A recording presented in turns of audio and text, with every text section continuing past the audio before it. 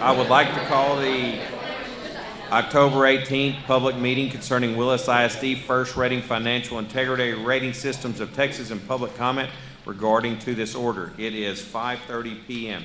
There is a quorum present. Notice of this meeting has been posted in a time and manner required by law. Mr. Jones, would you please call the roll? Yes, sir. Cliff Williams. Present. Scott Carson. Present. Coach Charles Perry. Present. Mr. Kyle Hagemeyer. Present. Ms. Paulette Traylor. Present. Ms. Nikita Lagway. Present. My name is Chad Jones. Thank you. Yes, sir. Good evening, Board. Mr. Crow, Ms. Carroll. I'm here tonight to present and discuss the 2022-2023 first rating. If you'll remember, last month we discussed the preliminary report. Tonight we'll be reviewing the final report in each indicator in more detail. The first rating stands for the Financial Integrity Rating of Texas and was established by TEA in 2001. The goal of the first rating is to be a metric to measure the financial health of all school districts across the state of Texas. This is a required public meeting tonight, and the required documentation is available. Those required disclosures include a public notice in the newspaper, the superintendent contract, and the required board and superintendent spending reports. I will add that the superintendent contract and the spending reports are specific to the time frame of this first rating. And speaking of the time frame for this specific first rating measures data from the 21-22 audited year, so that's September 1st, 2021 to August 31st, 2022. The first rating uses 20 indicators to measure the financial health and compliance. The first four are yes or no indicators, meaning that they are pass-fail. There are 5 ceiling indicators. If one of these indicators has failed, there is a ceiling applied to the best score a district can receive. Lastly, there are 11 indicators that are scored in a range of 1 to 10, 3 of which the state has decided to not score this year, and we will review those as well. Diving into it, indicator number 1 was the complete annual financial report and data submitted to TEA on time within 30 days of January 28th deadline. We approved our audit in the January board meeting and submitted it shortly after that, so the answer to this indicator is yes. Indicator number 2 was their unmodified opinion in the AFR on the financial statements as a whole. Unmodified opinion is a determination by our independent auditor. A modified opinion would be if a correction needed to be made. And so the answer is yes, we received an unmodified opinion, meaning that no material correction needed to be made. Indicator number 3 was the school district in compliance with the payment terms of all debt agreements at fiscal year end. The answer to that is yes. There were 2 bond payments due each year for school districts, one in February and one in August, and we had no issues making those. Indicator number 4. Did the school district make timely payments to TRS, TWC, and IRS and other government agencies? The answer to this is yes. I will give some praise to our payroll supervisor, Ms. Denise Brenner. She works very hard every month to run these very detailed reports and get these payments to these agencies on time. I did not want you to think I was skipping an indicator. Indicator number 5 is not being scored for this first rating. Indicator number 6. Was the average change in assigned and unassigned fund balance over 3 years less than a 25% decrease? Or did the current year's assigned and unassigned fund balance exceed 75 days of operational expenses? This ceiling was passed. We did not have a decrease in our fund balance. We had actually an increase of almost 27% during this time frame. So this indicator was passed. Indicator number 7 was the number of days of cash on hand and current investments in the general fund for the school district sufficient to cover operating expenditures. We received full credit, 10 out of 10 points for this indicator. We have 245 days of cash on hand. I will add, looking at last year, this is a slight decrease from last year, but that's not a result of a decrease of our cash on hand. It's a result of our expenses going up. But we are still extremely healthy as a school district. Indicator number 8 was the measure of current assets to current liabilities ratio for the school district sufficient to cover short-term debt. We have a ratio of 12.8387. To receive full credit on this indicator, it has to be greater than 3. So you can see we are well within the threshold and receive full 10 out of 10 points on this indicator. Number 9, did the school district's general fund revenues equal or exceed expenditures? We received full credit on this simply because we had a surplus. We did not have more expenses than we had revenues during this time frame, so we received full credit on this indicator. This was surplus for last year. Number 10, the school district averaged less than 10% variance when comparing budgeted revenues to actual revenues for the last 3 fiscal years. This indicator is not being scored this year. This is a result of COVID, and during this time frame, there was some significant variances to budgeted versus actual revenues during this time frame for school districts.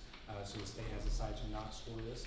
However, I will add that our variance was less than 10%, and we would have received full credit on this indicator.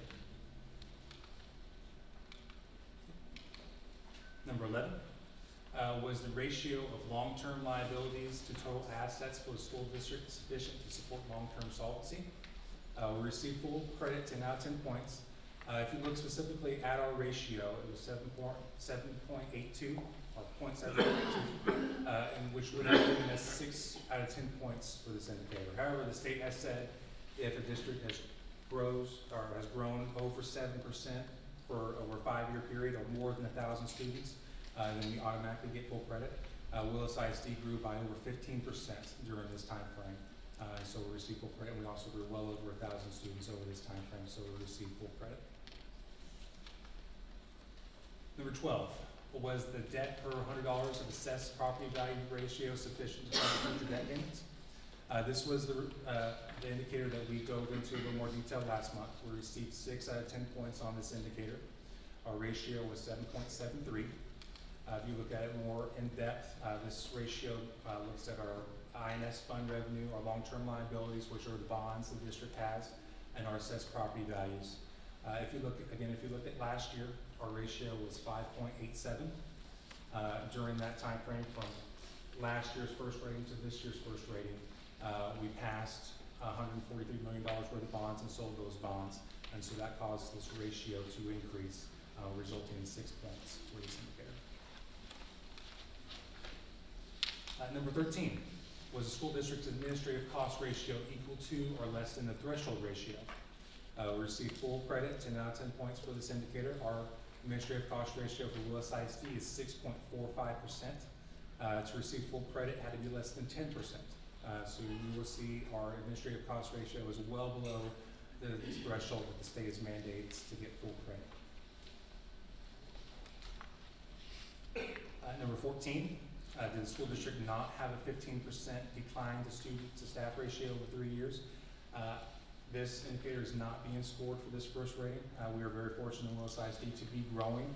That is not the case in districts across the state, and so the state has decided to not score this indicator just because it would be skewed for so many districts. However, I will add, like I mentioned, that we did not decline, and we would have received full credit for this indicator if it was scored.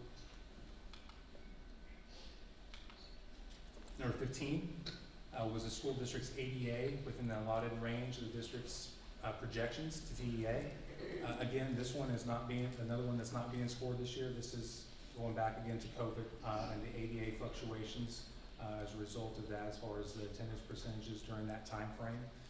And so because of that, it skewed this data, and then the state has decided to not score it. However, I did do the calculations manually, and we would have received full credit on this one as well. Number 16, did the comparison of PEIMS data to information on our AFR result in a total variance of less than 3%? We submit our PEIMS data separately from our audit data, and the state wants to make sure that that data matches. And so it's something that we verify with our PEIMS department each year, and we have a 0% variance from our data to our audit data. Number 17, did the external independent auditor report that the AFR was free of any instances of material weaknesses in internal controls over financial reporting and compliance for local, state, or federal funds? We passed this indicator, and they did indicate that we were free of any material weaknesses. Number 18, did the independent auditor indicate the AFR was free of any instances of material non-compliance for grants, contracts, and laws? They did indicate that and received full credit on this one as well. Again, this is for last audited year. Number 19, did the school district post the required financial information to its website? The answer is yes, we did. Received full credit on this indicator as well, 5 out of 5 points.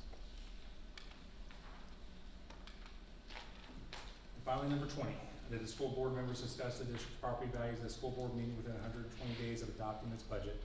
We reviewed the property values and the projections during our budget workshops during June, July, and August. So the CNA has been passed. In summary, for the 2022-2023, our status is passed. We received a rating of A, superior achievement. Received 96 out of 100 points for this first report. Happy to answer any questions. It's an outstanding job, again. Thank you, sir. Thank you, Gary.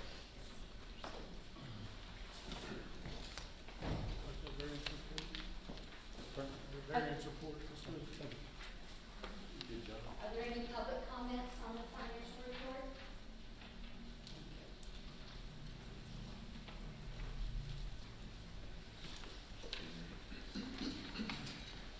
Being no public comments, I ask for a meeting for adjourn. Mr. Carson. I move that we adjourn the public meeting.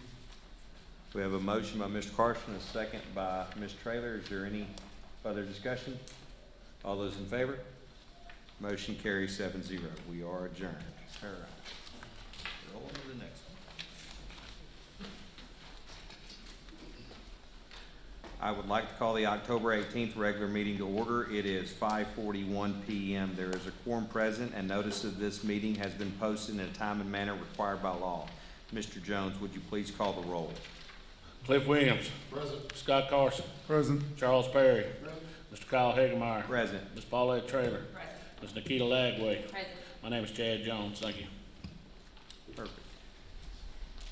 The board will now hear comments from the audience only during the public comment portion of the meeting. Groups of 5 or more who wish to express the same viewpoint on an issue must appoint a representative to speak for the group and will have 3 minutes to present unless the topic is an item on the board agenda. Please respect the privacy of others and refrain from identifying students, employees, and other community members by name. I will determine whether a speaker has attempted to solve this matter administratively through resolution channels established by policy.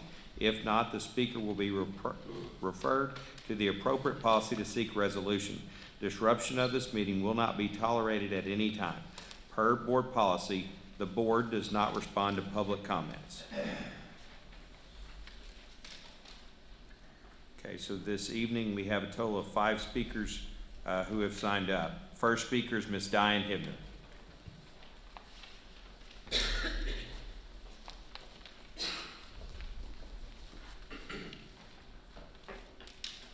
Our topic this evening is board members, elected officials. Members of the board, we the people elected each of you to represent us in the determination of expenditures of taxpayer monies, as well as to participate in the board process of how to reach the educational goals we the people desire.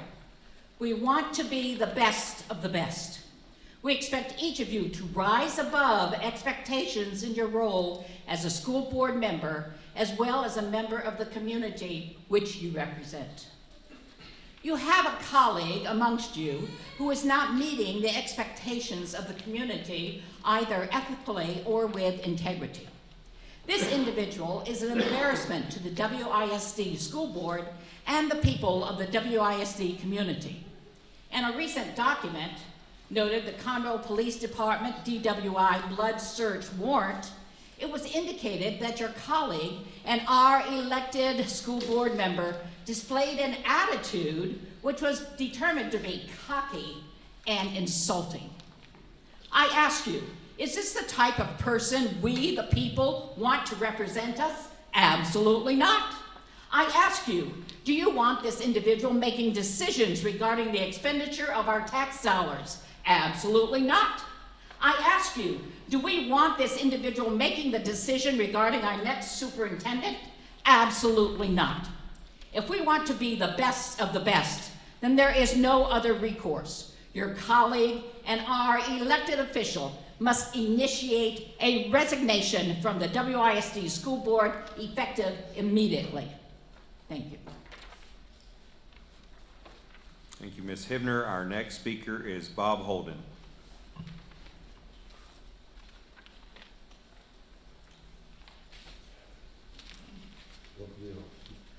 This summer, I had an opportunity again to return to other countries where I lived for many years. And it reminded me again how poor the performance of American government-run schools is. We are rated 35th, and most young Americans now cannot even have a conversation with people from many, many countries. We suffer from, for many years now, the tyranny of low expectations. But we keep lowering them. You have a committee now that is looking at construction and physical space. How large is the committee looking at how to improve student knowledge? Mississippi raised themselves from second to bottom to 21st in the country in 1 year. They're still very low worldwide, but they're much better. This ISD may have spent more time supporting the communist effort to destroy this country than to provide a good education. Remember your 7th grade, when you studied the Bolshevik Revolution, the Chinese Cultural Revolution, even the fall of Atlanta, I want to say Spain anyway. I'm sorry, I'm old. Anyway, you'll notice that there are definite prescriptions laid in place before they come in and kill 100 million people. And we are doing them. And 2 of them that you're meeting is the destruction of our culture and the lowering of our education. You see, dumb people are much easier to control. If they're not educated, it's easier. So remember from your junior high what you learned about that. The fall of Rome is where I'm going. I was right. Okay. Now, so communists, their goal is to take this country without firing a shot. But with all the Hamas and all the terrorists we now have in here, and the full company of Chinese Special Forces troops that came across our southern border, I'm not sure it's going to happen that way. And ask yourself, are the students you're preparing, are they prepared to give their life and go through tremendous hardship to protect this country, thereby protecting you? Because that is your job, to produce very patriotic and worthy and self-thinking students. Thank you. Thank you, Mr. Holden. Our next speaker is Don Burrows. It's gonna be hard to follow that one. I want to first and foremost say thank you all for taking the time to let me speak to you. Mr. Crow, thank you for taking the time to meet with me prior to this. I'm here on behalf of my daughter. Y'all said not to name names, so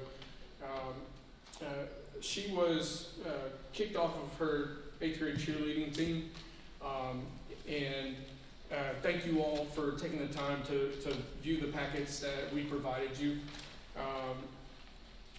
I had the document looked over by my attorney, who is also a sitting judge in San Antonio.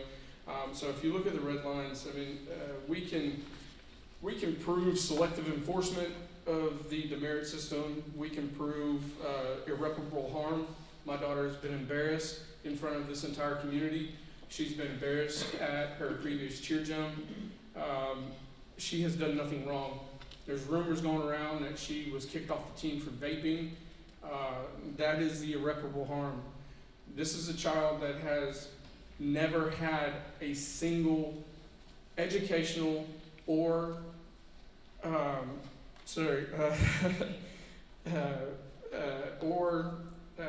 like she's never done anything wrong, basically. Never even been sent to the principal's office. She's been in cheerleading since she was, 5 years old? It's her entire life. It's her entire life. And we never had a problem until this coach came into Willis ISD. Our goal with these children are to motivate them. We want them to be successful in the classroom. We want them to be successful on the field. We want them to be successful in life. This is an 8th grader, a 13-year-old child. This coach took my daughter out of an athletic sport and put her in an art class without notifying us. I still to this day, I've never even met this coach. So Vanita Hammonds, like, honestly needs to be looked into. Can't use names. Yeah. Oh, I'm sorry. Today, this coach stopped my niece in the hallway who has diabetes. She has a device that is monitored by her phone. She was on her way to the nurse's station to get a shot. And she stopped her in the hallway for having, like, why do you have your phone out? This is the same coach that had 8th graders running on the track in the biggest heat wave we've ever had in the state of Texas, where kids were passing out and throwing up. Like, I understand military background, and like, we were pushed when we were kids, you know. I mean, Time has expired. okay. So basically, I would just Thank you, like Mr. to. Burrows. Our next speaker is Mary Burrows. Hi, thank you again. Just to touch kind of some of those notes. Basically, our daughter was kicked off the team without any notice, any reason why. We have yet to speak to anybody, coach included, to have some kind of understanding. The reason we are upset is because, like you said, my daughter's been in this school district for now 10 years. We've never had issues of behavior whatsoever. Not one call from a teacher just saying, no, she had a bad day today. She's an honors student and all A honor roll. And the moment that, the reason why she got kicked off was she put the in a picture. The moment that happened, it was just like, completely. She's off the team, no explanation, no nothing. And it doesn't make sense to us, because how can you take somebody that's such a good kid and good athlete and give no regard to what's actually happening while other kids are actually doing things that are inappropriate on social media? And we have no communication. That's our biggest thing. We have had zero communication. Everything has been, oh, we'll get back to you if anything. The coaches never have had a single word towards us, and we want to make sure that she's, as a student athlete, continue to do what they do. Not if any other kid was, starting to go off the wrong track, people are expected to say, hey, this isn't their typical behavior. This isn't their nature. Let's see what we can do to get this kid back to doing that sport, whatever it is. Not let's just kick them off the team. And I feel like we weren't given that option. I, as a parent, wasn't given any kind of time or option to actually parent my kid or flipping the bird in a picture. And it just seems like a really minuscule problem, but maximum, enforcement and across the board. She's just been punished so much. She missed the homecoming float. Mary built the homecoming float last year. Yeah. So that's what we can do. We've tried to go, to our principal of the lower steps as best as we could to get this solved before we come here. And we're looking for y'all's help to kind of look at this on, unbiased perspective and see that, as all the notes that you have in the packets, all our coaches, past teachers, everybody attest to her character. She is a good, hardworking kid and has never done wrong. So why is it that immediately she's just thrown to the wolves? On top of the fact that the demerits that were being counted were for a absent day, which it says any absence that is excused by the school district is excused by cheer. They never did let her get rid of the demerits for said, absence, and holding all of these other things that it's just, they're not following the rules. She's not following the rules that she is trying to make our daughter stick to. Guys, Thank you, Ms. Burrows. there's a reason why we hold our finger up when we say fight, Willis, fight, fight, fight. Wildcats never die. Our next speaker is Zach Doris.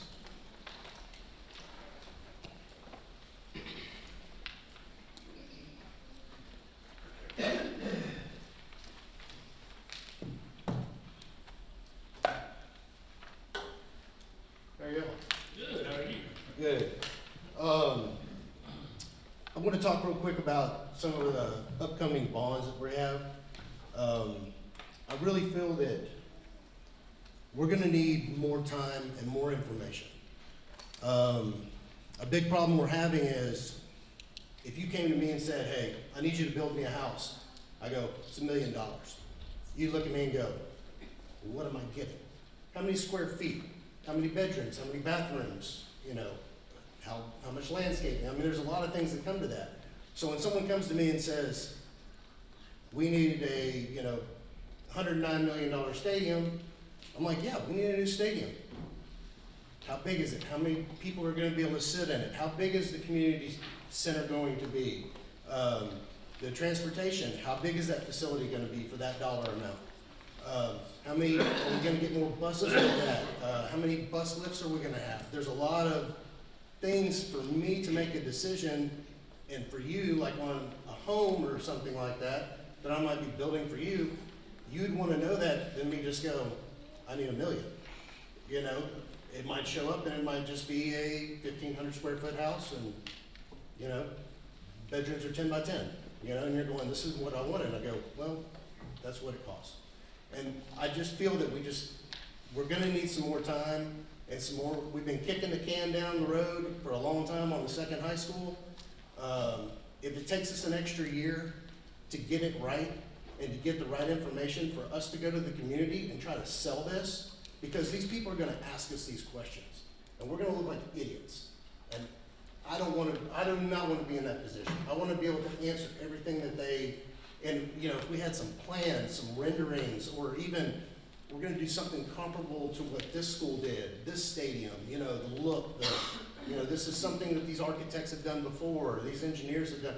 We need some of that to where we can make a good educated decision on this. And that's just the biggest thing that I've been running into with this is I think about it at night and I look at other schools and what they've done, and I'm like, man, they did this 3 years ago and this is an awesome facility. How did they do that for $60 million and we're wanting 109? Or they built this indoor air-conditioned facility that they can do baseball, softball, golf, all at the same time with a 6,000 square foot weight room. Can we go visit some of these facilities and see them for ourselves and go, wow, if we can do this for this dollar amount, absolutely, let's do it. Let's not just do a covered horse barn, with AstroTurf. Let's close this thing in. Let's get a good training facility. Let the nursing programs and everything work with the training facility. And do some of that, like cool stuff like that. But okay. Thank you, Mr. Doris. I appreciate it.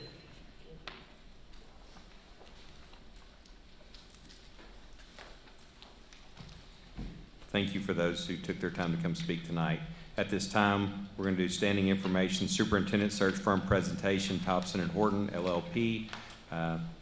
Grove? Of course, you've heard one presentation of a company through a search firm, and we've invited Mike Moses and David Thompson to come and present. Probably the premier superintendent search company in the state, I would say. Their years of experience in dealing with this is invaluable. But I'm going to let them talk to you about what they offer. Mike, David? Thank you.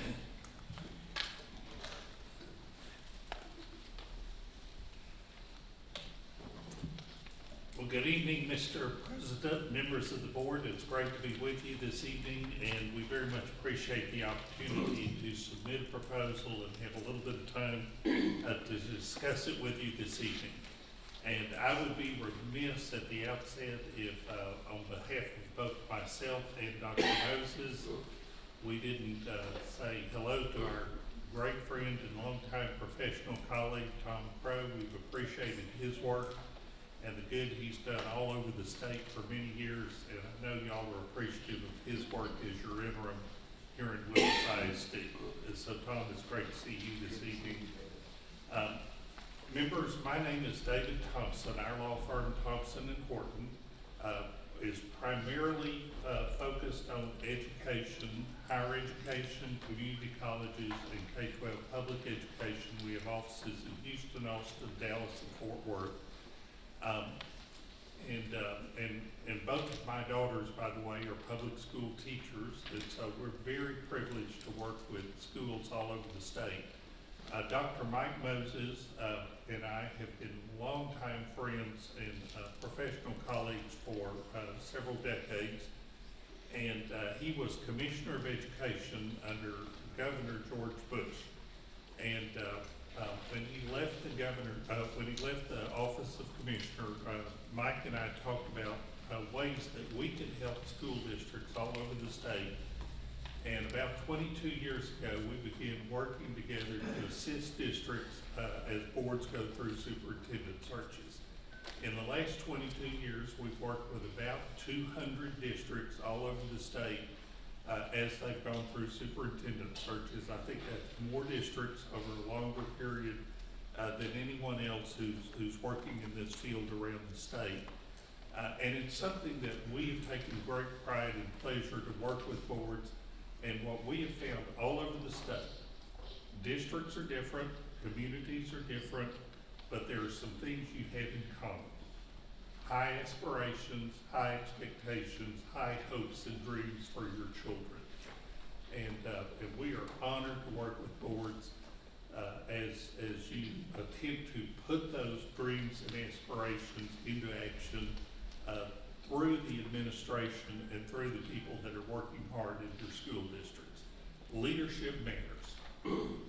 Hiring a superintendent matters. If you get this decision right, as Mike says, it becomes easier to get a lot of other decisions right.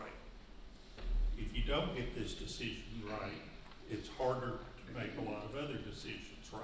So we know that's a great responsibility for this board, and we know you're taking it with that level of seriousness. Mike and I we have both of us have full-time other occupations, so we are not a full-time search firm. We limit how many districts we are working with at any point in time.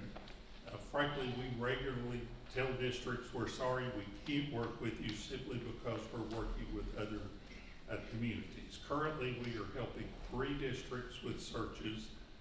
That's the Cypress Fairbanks Independent School District, it's the Montgomery ISD district, and it's the San Angelo ISD school district. In fact, we were with the San Angelo board last night and drove all the way from San Angelo to Willis to be with you tonight. Those 3 searches are quite a bit further along just from a time standpoint. And if you did like for us to work with you, we believe we're at the point with the searches that we've been working with that we could competently and responsibly begin to assist your board. And we always try to kind of think in those terms so that you get the attention, you get the focus that you need and deserve and that your community expects. I'm going to call on Dr. Moses to come and give you just a few details about our approach. We've submitted a written proposal that we know you've had an opportunity to look at. We know you have a full agenda tonight. I will promise you we will not filibuster. So we'll provide a little bit of information that will answer any questions you may have. And then we know you have a lot of other business that you're going to need to attend to. Mike, Dr. Moses.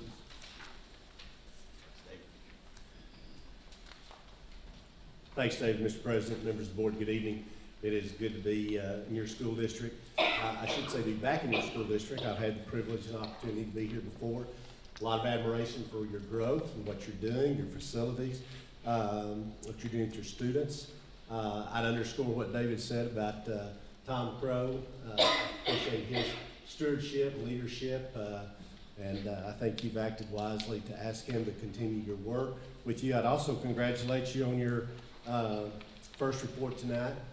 It shows financial discipline for the school district. That's a lot of people may not know, but as a former commissioner, I do know that's a high bar, and you've met a high bar in terms of financial responsibility and stewardship for your schools, and I applaud you for that. And as David said, we're not gonna filibuster this, we'll let you look at our proposal. The things that you already know, that David is involved and I'm involved. David has been premier school attorney representing school districts throughout Texas, particularly in the area of school finance for a number of years. I'm a former teacher, assistant principal, superintendent in Lubbock, Dallas, and was commissioner for 5.5 years, served some time at Texas Tech University as deputy chancellor. My wife is a former teacher. My mother and dad were teachers, mother-in-law and father-in-law were teachers. Brother's a teacher, principal, superintendent. His wife's a teacher. David's daughter's a teacher. So you can guess what we talk about at Thanksgiving. We are very much interested in teachers. We're very much interested in children. Public education is dear to both of us, and your success, the success of all school districts, whether we work with you or not, we pull for you. We want you to do well.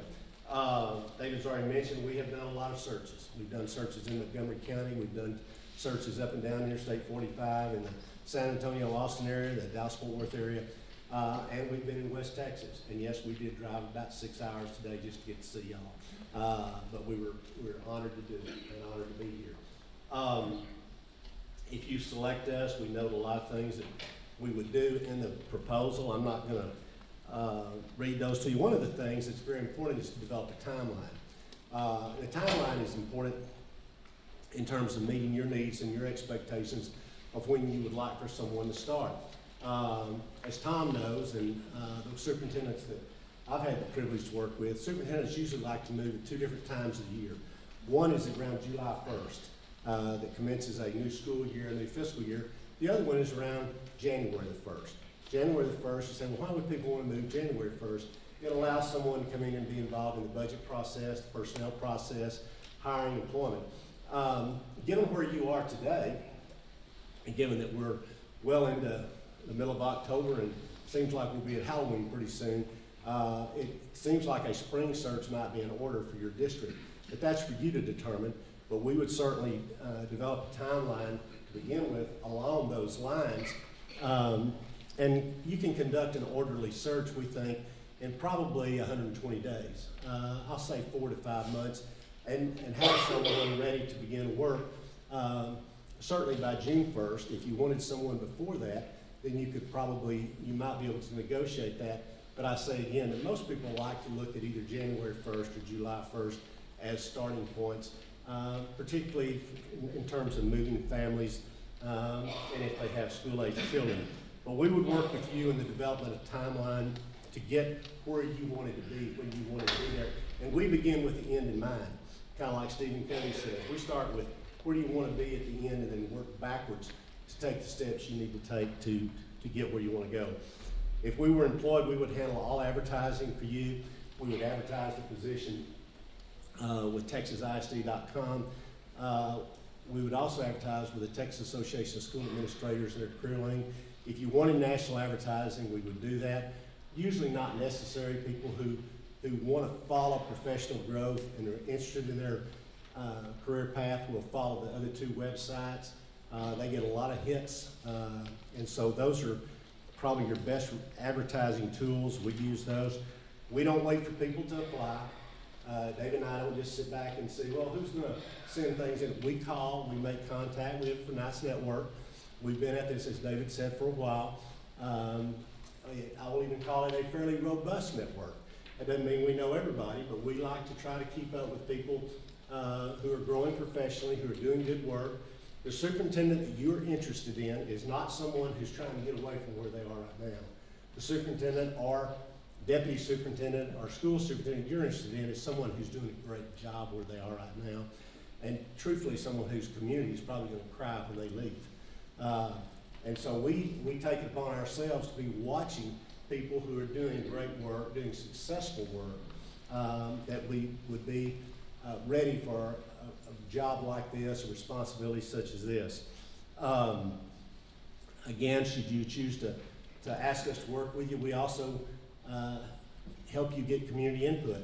And usually we ask you to nominate people in your community, usually about 9 to 10 people each, a teacher, a parent, a principal, a student, a business person, a non-parent, an elected official, someone from your faith-based communities. But to get a robust group of people, we meet with them in groups of about 15 to 20. We spend a day or two in your district, meet with those people. We gather input. We have a kind of a guided conversation we do with members of your community. We find it's much better to do it that way and let people have a conversation as opposed to just get up and talk. We give you a written report and we give you a verbal report on how that goes, what the community has to say, and what their hopes and dreams and aspirations are as a superintendent. We leave the position open usually for 45 days. When the position closes, we come back and meet with you. We show you the names of every single person that applies for the position. We don't play hide the ball. We don't bring you our friends and family. We don't bring you your top 6. We let you see everyone who established an interest. Then we work with you through a process that we have to get to a number that you feel would be the right number for you to interview. Usually 5, 6 to 7 people. We'll also help prepare you for those interviews. We have a battery of questions that you can either use or throw away, but they're usually helpful in helping you examine and interview the candidates. We'll set the interviews up at your direction in terms of your time and the times you give us. We will have candidates here at the time you designate. We'll also work with you to set up a second round of interviews. Usually we recommend you do that with 2 people. If you interview 6 people, we suggest you usually bring 2 people back and spend some time with them and possibly with their spouse. We'll then also work with you to vet the candidates. Dave and I will already have talked to their references, but we'll work with you to make sure you can. There'll be a financial background check, there'll be a social media background check, and there of course will be a criminal background check. But there will be a full vetting of all candidates to make sure that you're not going to present anybody, and Dave and I sure don't want to be involved in presenting anybody that's not going to meet a high standard for your community. I think our contract is in the proposal. It's pretty straightforward. We've never had this happen, but if somebody were hired and left after a year, we would do a search for free. If somebody came and left after 2 years, we do a search for half price. We've never had to do that. We've had some people that have had very nice tenures and done excellent work in the districts that they've served. But we do have that, as you would call it, guarantee. You have outstanding prospects. This is a great quarter. The Montgomery County I-35 quarter is a great quarter. It's a growing quarter. Very attractive opportunities here for candidates. And David and I would be very well honored to have the opportunity to work with you. David, you want to say anything else? I hope that wasn't filibuster, Mr. President. Mike, just 2 additional quick points. One thing that we do is that we've always done, it's a little different. There is 0 cost to the district until you are completely finished and you are happy. There's no upfront cost, there's no intermediate billing at any point during the search. You will get 1 invoice at the end of the process when you are happy and when you are done. And by the way, we take care of expenses for any candidates that you may choose to bring in for interviews. Our firm will handle those, and then we will include those in the final bill to you. So there's no interim expenses to the board at any stage of the process until you're completed. So that's a little unusual. One thing also that is, I think, a little different. We do include in our proposal, when you pick your candidate, if you would like for us to assist with the development of the contract, we will do that. That is included in our process. Or that's a point at which we will hand off at the board's direction to your regular board council. We'll coordinate and pass the baton to your regular council to close out the process of the development of the contract. But we'll do it either way. We do it both ways, just whichever is preferential to the board. So those are a couple of additional comments. Mr. President, members will respond to any questions the board may have. Questions, Jack? One question. On the covered expenses, you said of these potential candidates, what is it? Just you invoice us for the one we hire or all the candidates we interview? It is common practice, for you, if you invite people to come to your community Yes, sir. to interview with the board, to reimburse them for actual expenses. Okay, So that should be expected, and Yes, sir. that would be included in our final invoice. okay, thank you We've for got answering. most of them drive and mileage. It'll be a Hampton Inn if they stay on. A lot of people just drive in for the day and drive back. It's pretty It'll pretty depend on where modest. they're coming from, obviously. But it's generally pretty modest.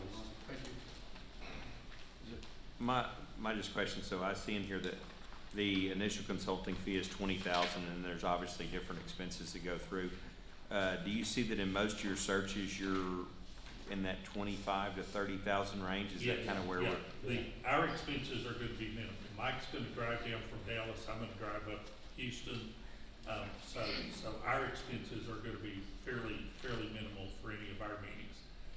The expenses for advertising, in-state expenses are Minimal. frankly minimal. Out-of-state advertising gets a little bit more expensive simply because you're covering a larger area. And the expenses for the candidates will vary depending on who the board chooses to bring in for interviews. But we try to put down what we believe to be a realistic range, and we do believe that's a realistic range. Anything else? I just say, Mr. President, I just say, David and I are more interested in y'all, it would be, if we were asked to help you, we'd be more interested in making y'all happy. We don't need one, we're not gonna need one down here. That's the reason we don't send you an invoice during the search, because, you know, some people want to, well, at this stage, we'll bill you this, at this stage, we'll bill you this, at this stage, we'll bill you. We're not gonna do that. We're gonna do what needs to be done and do the work that's get you in a great place, talk to some great people, make a great decision. And then at the end, if you're happy, then we'll send you an invoice, but we're not gonna make them down during the search. Recommendation speaks for itself. Thank you, sir. We appreciate it. Thank you. Appreciate it. Thank y'all for taking the time. I think a big factor for me was if I could hear you living in Dallas say, "Go Astros." I mean, that would help. We've had a conversation about that. I was assuming that I was. just wanna say one quick thing on that. I have pulled for the Astros, and he knows it, religiously for the last 7 years, and when they won the World Series. But when our team finally made it, and I'm gonna drive back to Dallas tonight, coming from San Angelo, and I'm gonna play this to them. Y'all have one other thing I gotta say. Y'all do have some wonderful people here. But you have a young lady here that works for y'all in your federal programs and elementary education, Tricia. I don't know where Tricia went. She hiding. Her mother was my secretary 30 years ago when I was superintendent of schools, a young superintendent in Lamar, Texas. She's 92 years old and she's beloved. I love her, and just the fact that y'all have her in this school district makes me really happy, makes me really proud for you. Thanks. Awesome, thank you. I would mention to the board that, you might recognize David's name because when we joined the lawsuit against the TDA and, the commissioner, David is one of the attorneys representing us. And we had a very good hearing last week. Good. Thank y'all very much. Appreciate you. Thank you, Be appreciate safe. it. The board will now convene into closed session for the purpose of considering matters for which closed sessions are authorized by Title V, Chapter 551, Texas Government Code .071 through .129. A, pursuant to Texas Government Code 551.071, consultation with attorney regarding legal issues related to Diane Sheldon, Level 3 grievance hearing. B, pursuant to Texas Government Code Section 551.074, conduct Level 3 grievance hearing regarding Diane Shelton and deliberation regarding same. Item C, trustees may convene into closed session to obtain legal advice regarding Energy Texas Inc.'s request for a non-exclusive easement for Energy Texas Inc. on an area that's .3728 acres out of the certain real property owned by Willis ISD identified as 20.78 acres, remainder out of a 50.914 acre tract.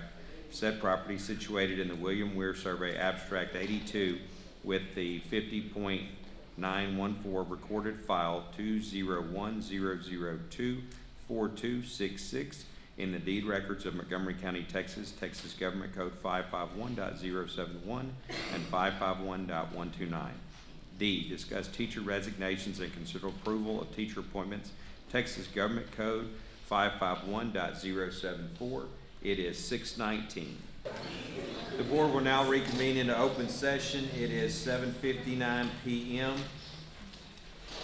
We have returned to closed session. Having heard the appeal, is there discussion? Does any board member wish to make a motion? Being none, we'll move on to the next agenda item. Is there any motions from closed session? Mr. Williams. Move that the board approve and adopt the resolution as presented, including approval of the easement as included as Exhibit 1 to the resolution, granting a non-exclusive easement to Entergy pursuant to these terms. We have a motion by Mr. Williams, a second by Mr. Carson. Is there any further discussion? Being none, all those in favor? Motion carries 7-0. Are there any other additions, Mr. Williams? Make a motion that we approve the personnel as presented. We have a motion by Mr. Williams, a second by Ms. Traylor. Is there any further discussion? All those in favor? Motion carries 7-0. At this time, we've got the invocation pledge of allegiance. Dr. Colson?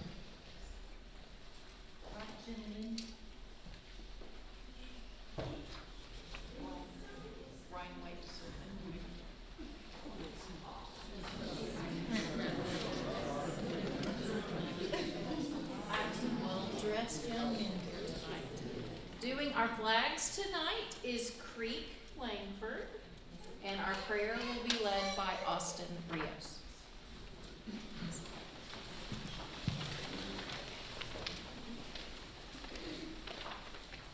I pledge allegiance to the flag of the United States of America and to the republic for which it stands, one nation, under God, indivisible, with liberty and justice for all.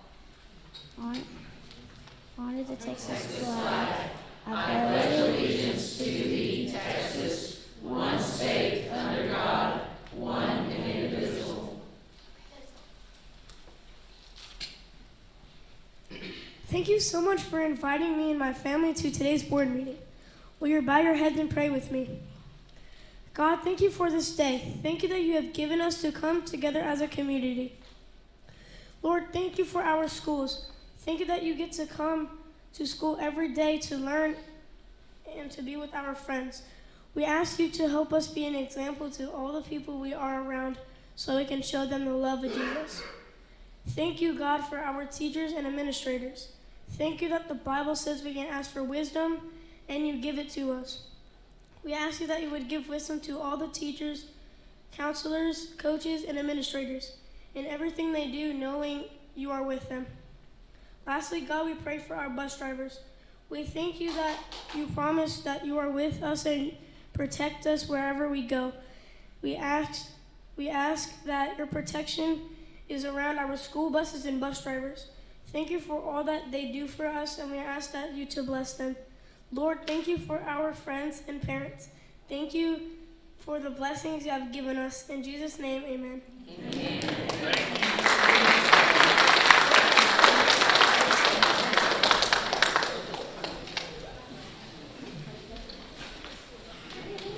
And now I would like to recognize one of our 5th grade students from Cannon.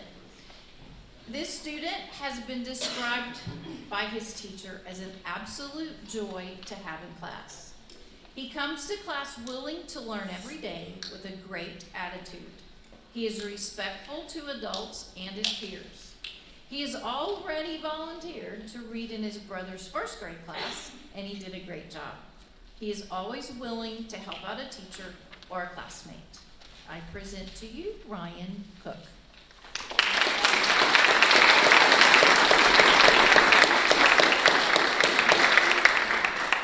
Congratulations, Ryan. I have a certificate for you. Water bottle. And a medal. Good job. Thank you for being one of our students. Thank you for taking care of Cannon and taking care of Dr. Colson.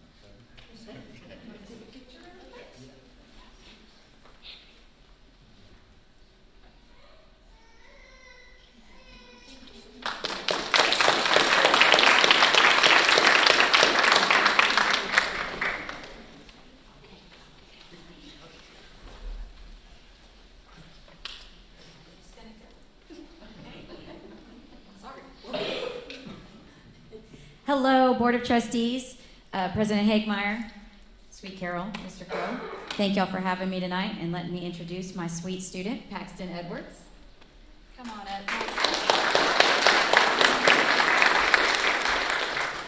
There are so many words to describe Paxton, but the main word that stands out to me is leader.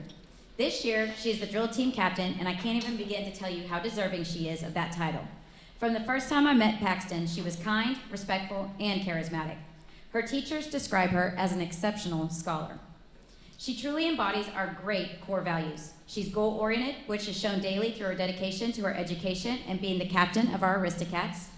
She shows resilience in her classes by going above and beyond to expand her own knowledge, think outside the box, and face challenges head-on with a positive and respectful attitude. She exemplifies empathy to many she encounters. She understands how others feel, and she often puts herself in their shoes. She also, when it comes to attitude, she exhibits a positive, enthusiastic, and helpful attitude every day. Paxton's an incredible example of the attitude we want our students to have as they grow into young adults at Lynn Lucas. Teamwork is an area where she excels. Paxton understands how to be a part of a team as well as lead a team. Whether she's in charge of the dance team or a member of a robotics group, she is focused on the task and stays with it to the end.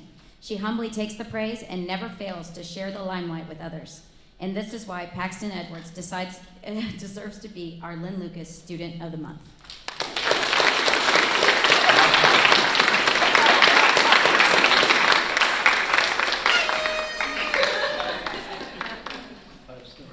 Congratulations. A certificate for you. Medal. All your confetti in your hand. One call. All right? Oh, yes. Sorry. We'll explain it to everybody. Congratulations.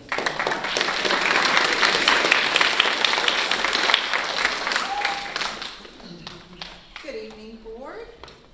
We are going to do a special recognition now, and Mr. Crow wants to announce that, I believe. And I will let him take the stage.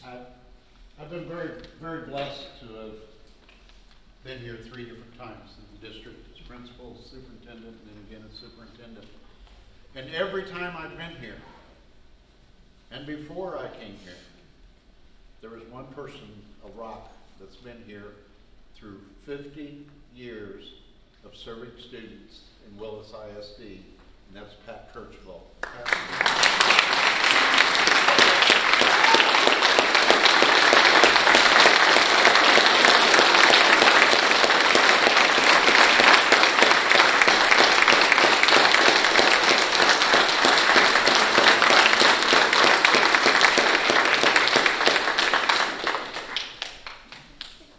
What do you want to say?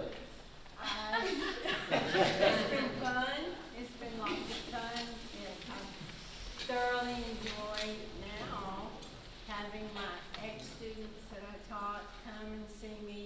I'm teaching with some of my ex-students, and that's really a great, great honor to see your ex-students come and teach beside you. The honor is theirs to teach beside you.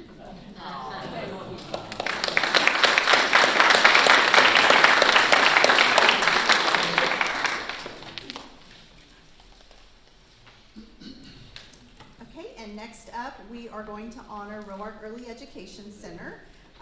Back at Tassi, they had a display where they announced this formally, but Stantec actually received an award for a Star of Distinction Award for the design of Roark. And they received their award in the area of design and wellness, so in improving the lives of children by, this. And of course, our staff was part of the design process. They talked about what was important for the building to be able to do for students, and so they just wanted to at least present this to Ms. Callander so that she has something to display that shows that they won that award for that co-project.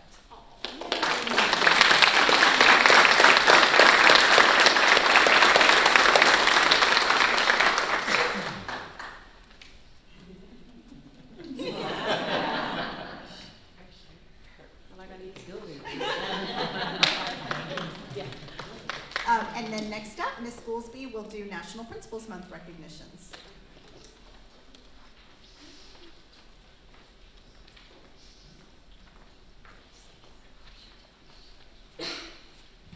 Mr. Crow, Board of Trustees, Ms. Carroll, we have the opportunity to celebrate a group of leaders that protect, serve, dedicate, commit, and sacrifice their life for the children and the teachers, the staff members.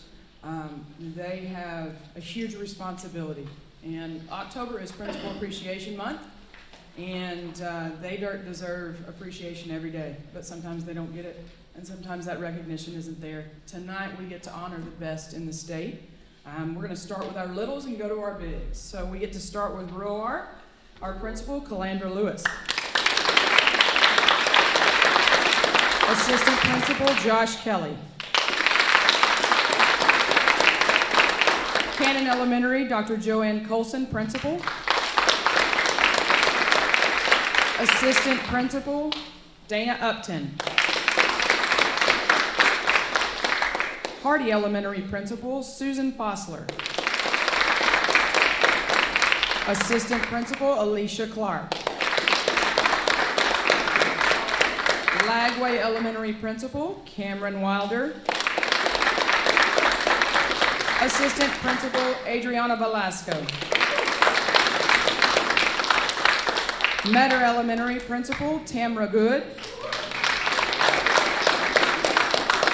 Assistant Principal, Micah Surface.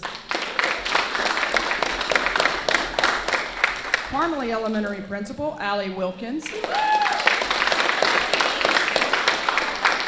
Assistant Principal, Alex Williams.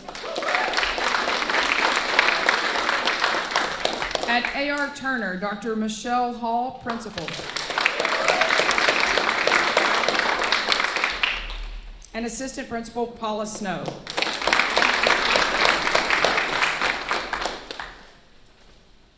Ms. Bales, do you want to take a picture separately as a, we're going to scoot you together. Scoot chin together. That was the right answer.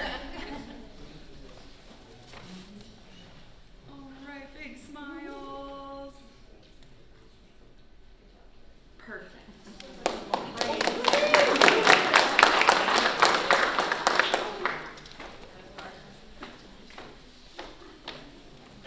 And at this time, we will recognize secondary administrators, principals, and APs, starting with Brabham Middle School, Dr. Shaquila Price, Principal. Dean of Instruction, Brooke Paulson. And unable to attend, but we definitely want to recognize them, Assistant Principal Danielle Honeycutt. And Assistant Principal Craig Wheaton. From Lynn Lucas Middle School, Dr. Kelly Moore, Principal. Dean of Instruction, Laura Gilcrease. Assistant Principal, Ashley Seuss. Assistant Principal, James Wilcox. From Stubbleville Academy, Principal Tanya Madden. Assistant Principal Corey Reeds. From Willis High School, Principal Eric King. Associate Principal Natalie Prewer. Associate Principal Jamal Honeycutt. Assistant Principal Shaquille Breed. Assistant Principal Jason Foyt. Assistant Principal Chriselle Holman. Assistant Principal Caitlin Owens. And Assistant Principal Jenny Stone. We'll push y'all in, we'll get you a secondary AP or principal. Oh, yeah, you gotta push in. I went the wrong way. Close, close, close, close, close. All right, we're gonna make it work. Perfect. Thank you very much. Thank you again for everyone's dedication.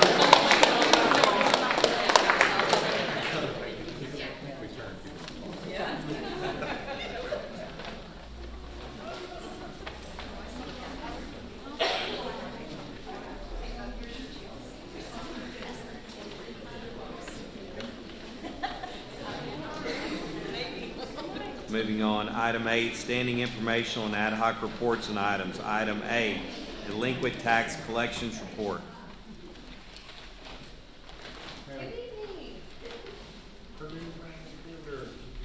Nice to have Here's our you report. here this evening. Right.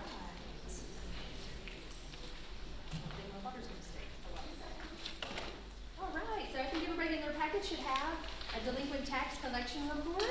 I'm Leslie Scotty with Purdue Brandon, and here with me tonight I have Rebecca Rosebush, a new associate attorney in our Conroe office, and Hayden Bartley working in our Houston office. Hayden's been working very closely with me to collect accounts for the district. And since Rebecca's the newbie, I thought I would drag her along so she could see a collection report. And she's also right there in the Conroe office if we ever need to pop in for a hearing or cover a docket if Hayden and I are unavailable. So we've got the whole team here tonight and ready to talk about taxes. So I think most of y'all have seen this report probably about 100 times, but as you know, these are delinquent taxes only. Tax office does a fantastic job of collecting the current taxes before I get my hands on them. So they're collecting between 95 and 98% of the district's tax levy, and I'm getting very little meat on the bone left over. And as you all know, our firm services are at no cost to the district. We get paid what's called a statutory collection penalty. That is tacked onto the taxes. If the taxes are still delinquent, they get billed in October, they go delinquent the next February. The taxpayer gets a 3308 notice from the tax office in May of every year to let them know the collection penalty will attach in July should the account still be delinquent at that time. Come July 1, it's turned over to us.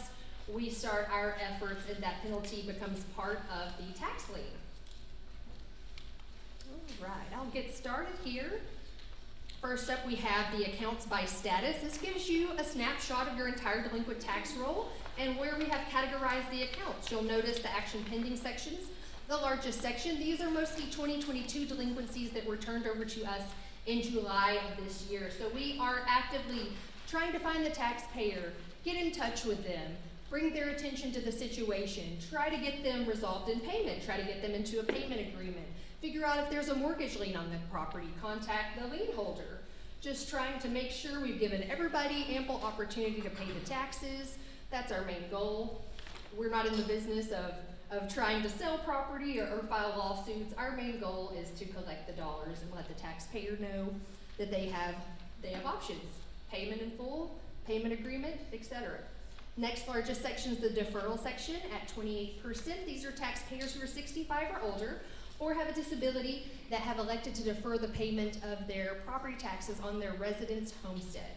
It's available on their residence homestead only. They may only have only one at a time, and they can pay the taxes while they're in this deferred status, although we can't force them to. We can't threaten foreclosure for good reason.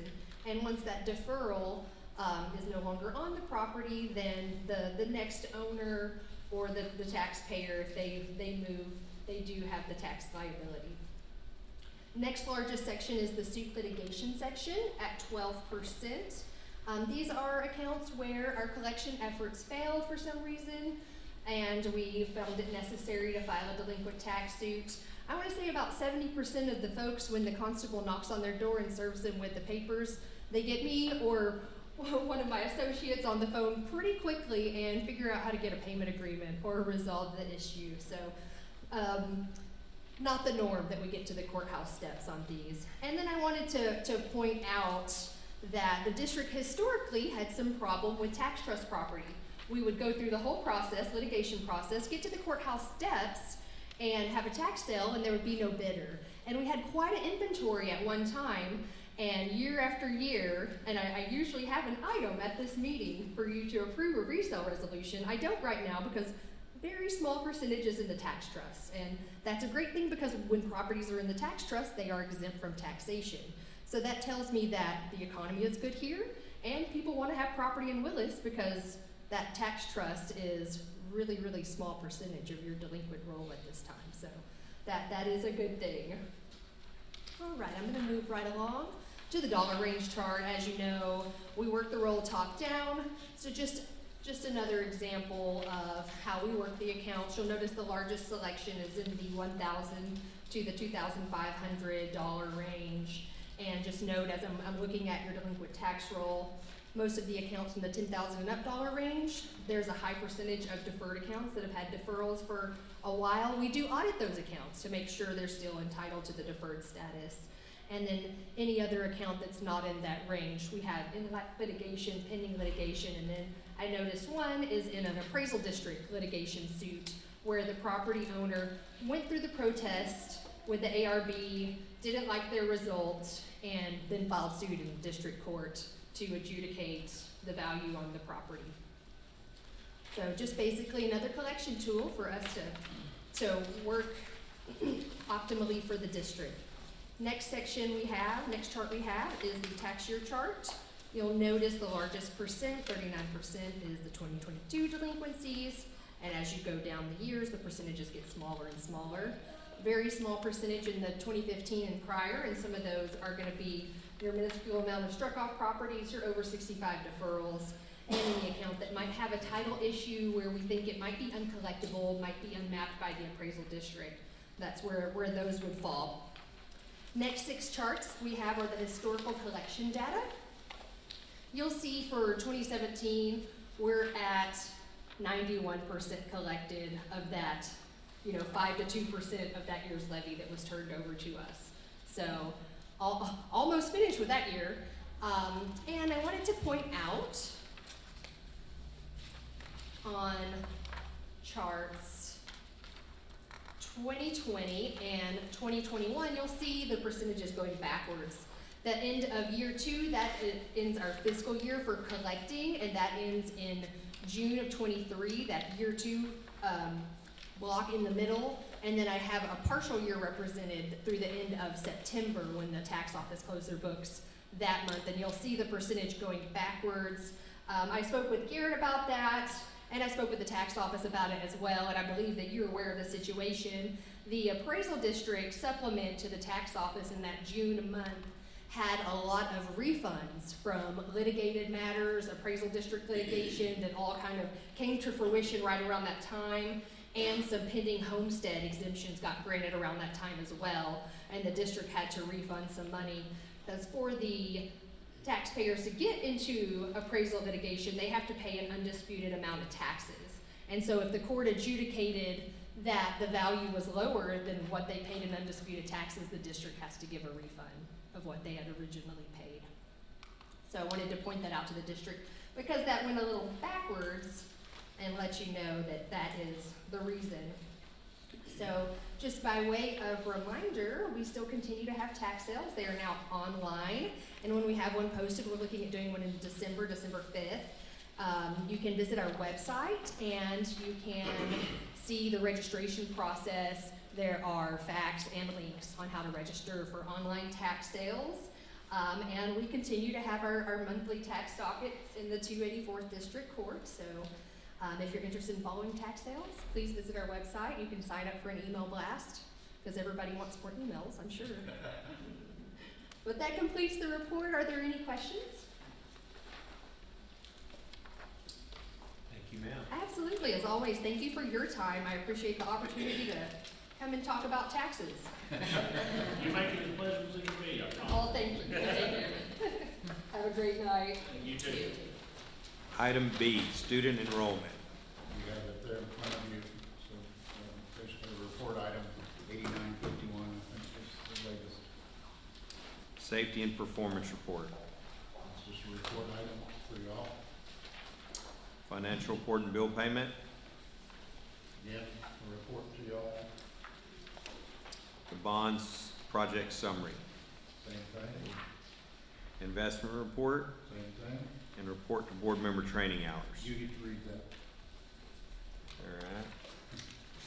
So as far as the board member training, everyone has completed all of their stuff, which is absolutely awesome and amazing. So thank you to the 6 of y'all for getting it done. Thank you to Audra for staying on me to get it done. So, Okay. At this time, consent agenda, minutes from the prior meeting, and approval of board policy CDA, local pertaining to investment strategies, and approval of brokers. Yes, sir. I make a motion that we approve the consent agenda as presented. I have a motion by Mr. Williams, a second by Mr. Jones. Is there any further discussion? All those in favor? Motion carries 7-0.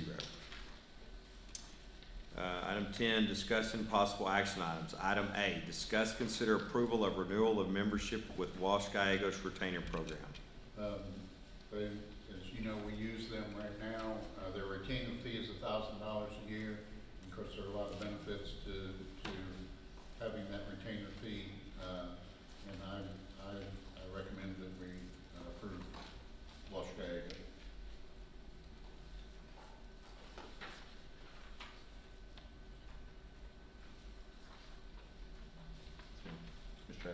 I move that we follow the superintendent's recommendation and approve the renewal of the membership in Walsh Gallegos, Trevino, Kyle, and Robinson's retainer program.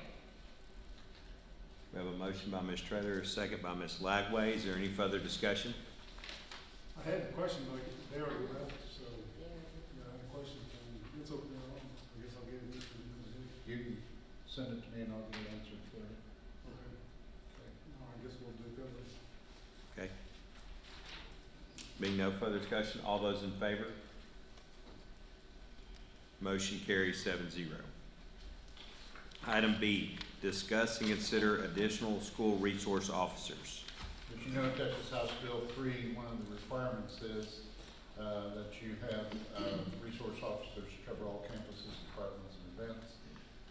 Currently, we contract with Montgomery County Sheriff's Department for 9 officers. And in the original recommendation, I recommended that we add 4 additional school resource officers. But in discussion, realized that Stubblefield also does not have an officer, and it says all campuses. And so I'm recommending that we add 5 resource officers and contract through the Sheriff's Department. Mr. Jones. I move the board accept the superintendent's recommendation to add 5 additional school resource officers. We have a motion by Mr. Jones, a second by Coach Perry. Is there any further discussion? All those in favor? Motion carries 7-0. Item C, discuss, consider approval of adding additional personnel. Thank you, Mr. President, Mr. Crowe, Board, Ms. Carroll.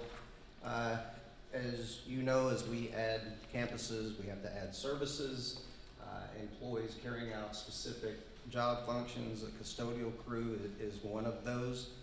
We are up to 90 custodial employees at this time, with work times ranging anywhere from 6 a.m. to 11:30 p.m. Lot more spread out than most of our other employees. This department is the only auxiliary department that doesn't have a supervisor position. So we are asking for you to approve a custodial supervisor position. Yes. I'll make the motion that we accept the superintendent's recommendation to add a custodial supervisor position. We have a motion by Mr. Carson, a second by Mr. Jones. Is there any further discussion? All those in favor? Motion carries 7-0. Item D, discuss, consider reclassification of position within district. As you know, we had our Director of Business and Finance leave us. We've had that position open. We're having a hard time finding a qualified person for that position. We feel like we can make a change, make some adjustments to the qualifications, and Mr. Matei will be able to keep his department up and functioning. So we are asking that you reclassify the Director of Business and Finance position to a Business and Finance Office Coordinator. Mr. Jones. I make the motion that we accept the superintendent's recommendation to approve the reclassifications of the position listed above. We have a motion by Mr. Jones, a second by Mr. Carson. Is there any further discussion? All those in favor? Motion carries 7-0. Item E, recommendation and possible approval of 2023-2024 Willis ISD School Health Advisory Council members. Mr. Mansfield. All right, you should have a presentation in your packet. It'll also be screening up here. I wanted to go through briefly and explain kind of what the SHAC was or is. And so the School Health Advisory Council is what it's called, and it's required by policy and law. I'm going to go through today briefly the purpose of the SHAC, what it is, and then membership. Wanted y'all to know the 8 components of the SHAC and what they are. And really it's about student health. And so you have the nutritional services, healthy and safe school environment, counseling, mental health, staff wellness, parent community involvement, physical education, health education. The SHAC committee or council discusses those topics and listens to curriculum and approves curriculum, votes on a curriculum, or recommends them to you guys to approve based in those areas. So I'll let you read that real quick, but basically it's really just about bringing the community together and getting a diverse group of people on this council to help determine the direction and recommend the direction for health education.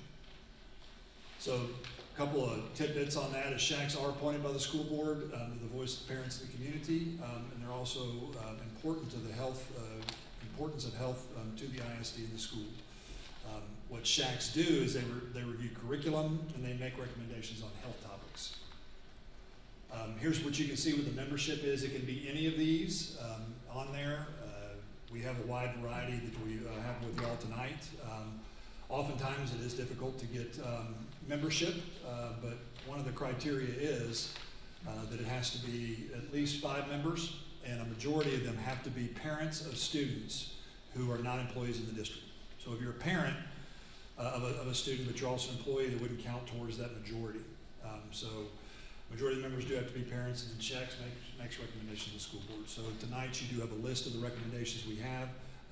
We solicited some applications, we got those. These are the recommendations we're making.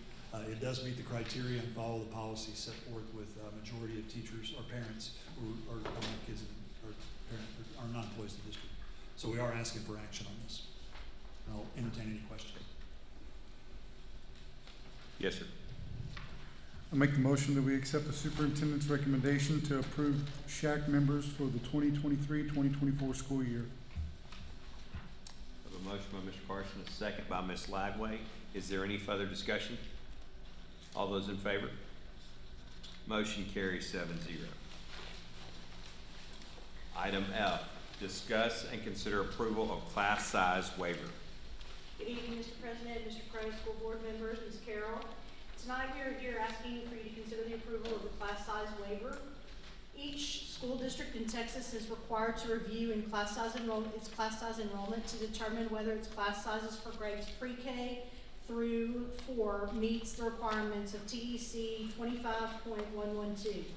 If the review indicates that any class for grades pre-K through 4 exceeds the allowable class size limit of 22 students per class, so a 22-to-1 ratio, the district must submit a request for exception under TEC 25.112D.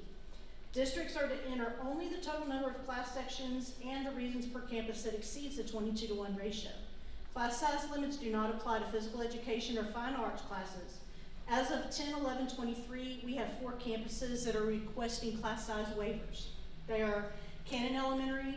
We have 2 kindergarten bilingual classes. Each are over by 3. C.C. Hardy Elementary, 2 kinder bilingual classes, each over by 1. Lagway Elementary School has 8 classes, each over by 1, 1st grade, 2nd grade, and 4th grade. And Meadow Elementary has 3 classes in 4th grade that are each over by 1.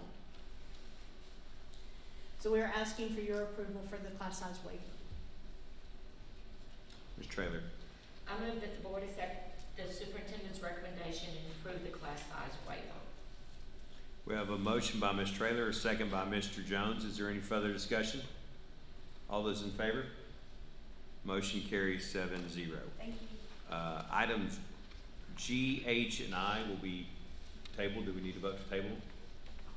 No. No. Okay, perfect. Table. Tabled. Item J, discuss, consider approval of Lynn Lucas Middle School central plant upgrades. Good evening, board members, Mr. Crowe, Ms. Carroll. Litter. We're bringing you a proposal this evening to upgrade our chiller plant at Lynn Lucas Middle School.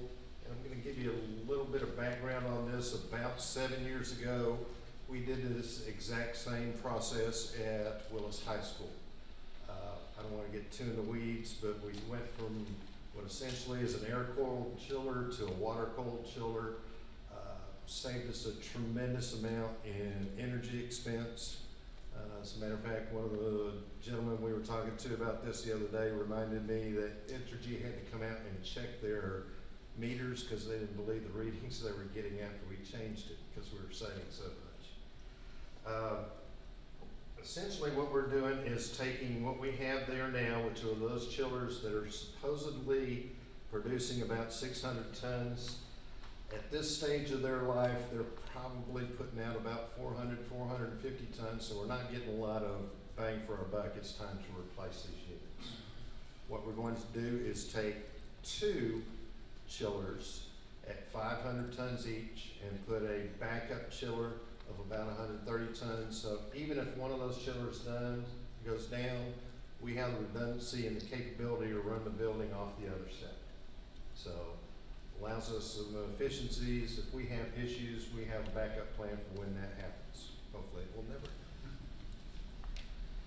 But right now there is a alternate one you will notice which says HVAC piping to the auditorium HVAC unit.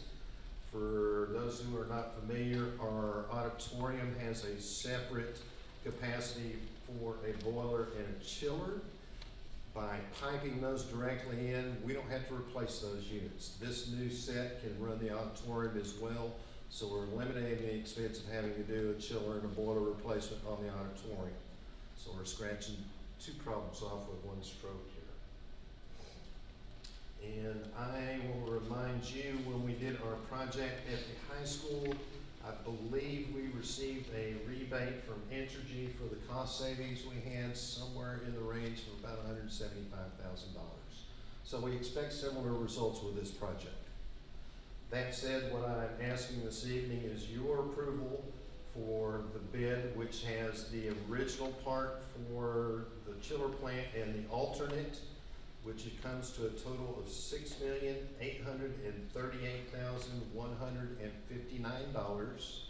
And there's one final caveat to that. We are asking to hold a $200,000 owner contingency on our side. If we encounter an issue, we will be able to take care of that without having to come back to you for approval. And that was the water treatment one? Pardon me, Was sir? that part, water treatment? Cost of the water treatment? Okay. Yes, that's correct. Are there any questions I can answer this evening? Do we have a motion? Yeah, I was gonna add some stuff.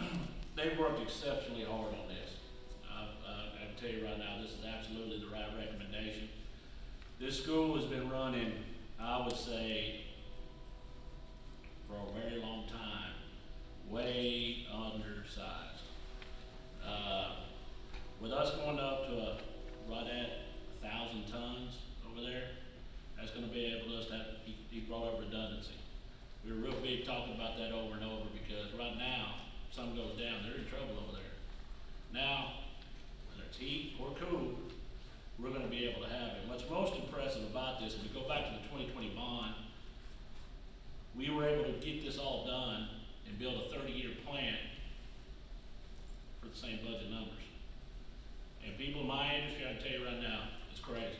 So to be able to do that, I know they were working hard on it. My hat's off to you, my hat's off to contractors. I know we had a lot of questions, but this 30-year plan is exactly what's needed over there.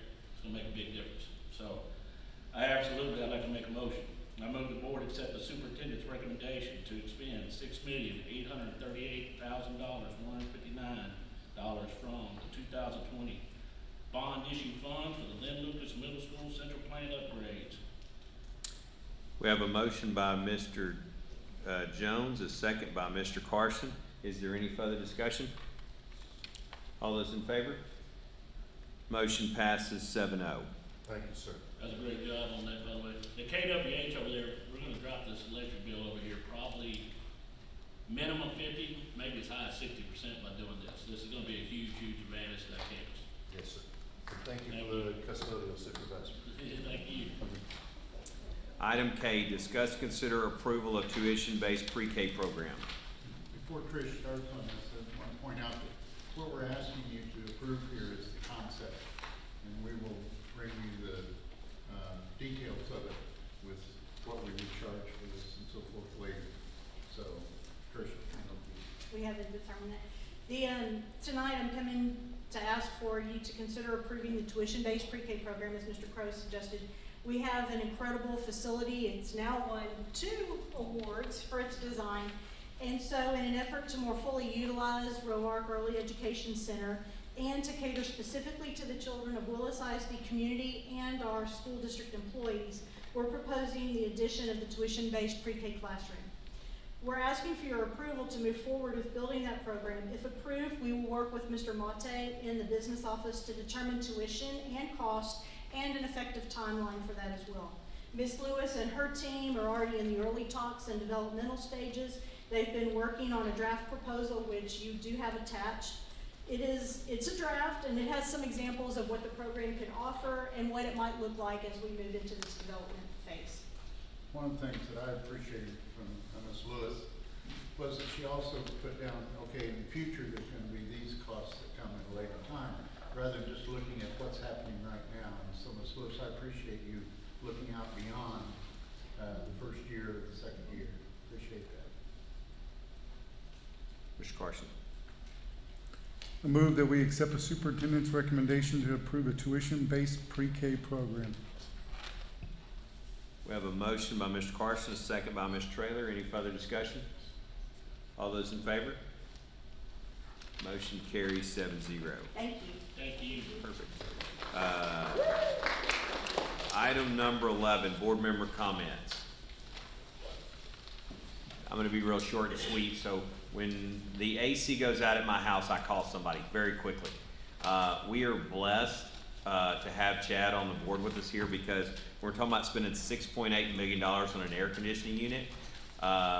We're blessed so that we as a board get feedback from him and know that it's been researched and that it is by far in the best interest of the district. So Chad, I appreciate the hours that you put in above and beyond of just showing up for the meetings and being the face of Willis. Well, I appreciate them having the patience with me, because that's my lane, so I get a little crazy, so thank y'all. Future business meetings.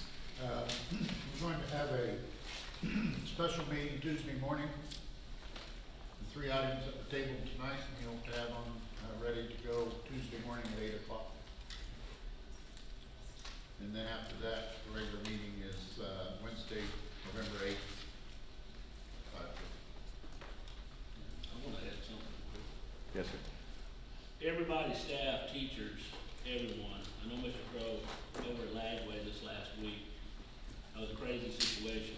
I appreciate the great job y'all did for the district. I really do want y'all to know that we all so appreciate every one of y'all. It's crazy times. Y'all did a really good job, and thank y'all. And our band qualified for area marching go. contest.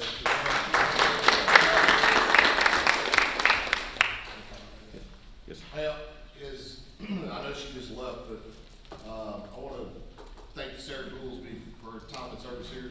I know she's, moving on to something over at the College Station, and, just know she was appreciated. I know a lot of our staff appreciates what she's done, moving roles and her role before that, but do appreciate her, and, she will be sorely missed, but I know she'll do great things over there, so.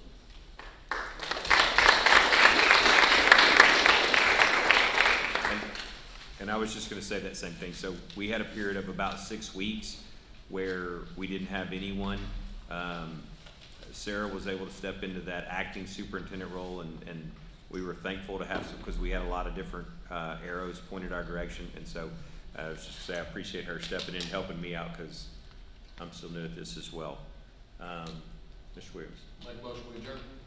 We have a motion by Mr. Williams, second by Mr. Traylor. Anybody want to discuss it? All in favor? 7-0.